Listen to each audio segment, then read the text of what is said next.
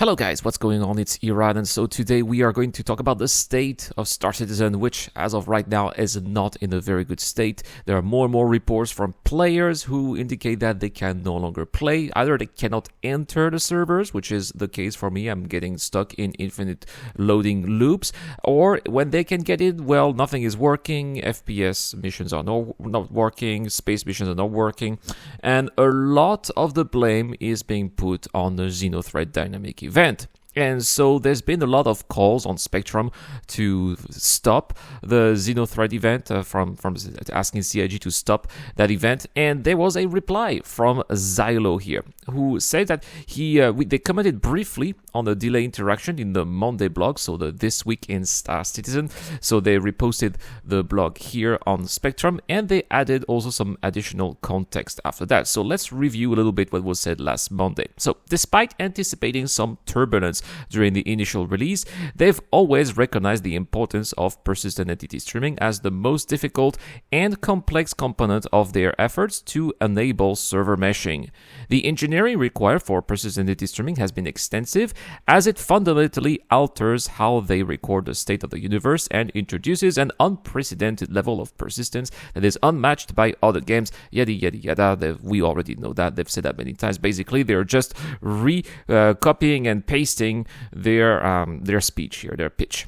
So, they would like to note that they were aware of the various issues that have popped up during the Xenothreat event, including the interaction delays, which is basically lag between your interaction and what you are seeing on screen, causing things like ASUP terminals, restocking, and general interactions to not function properly, as well as issues related to desync. The team is currently collating and analyzing the vast amount of data that they have received thanks to our participation and the tremendous amount of traffic only possible on the live servers.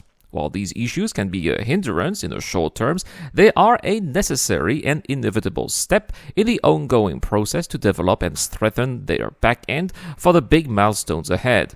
The team here is committed to this and very optimistic about the road ahead. So basically saying that they know that Xenothreat is not working very well, but they are collating data which is helping them to put in some fixes that is going to eventually refine and polish persistent entity streaming. So here they are saying that the interaction delay is not just caused by Xenothreat actually, and they said that disabling the event would not be a quick fix because the issue existed before the Xenothreat event, as many of us have already experienced. And they also say that if disabling the event can provide a temporary relief, it would only delay resolving the problem. So the team here is determined to address this issue comprehensively and promptly. So that's why we're suffering in the servers. That's why we're suffering entering the game. It's because it is actually on purpose, so that the devs can be confronted with the issues and they can try to tackle those issues as they are happening in the live servers.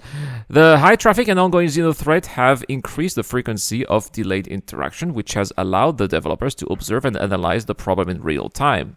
They are actively testing and implementing potential solutions, and they are evaluating their effectiveness. The process is iterative, and the team is committed to pinpointing the root cause and resolving the issues. Xylo adds that they appreciate our patience and understanding while they are working on a lasting solution. So looks like, unfortunately, we're still going to be stuck with problems with Star Citizen, delays, lag, desync as well, which has been quite a major issue too.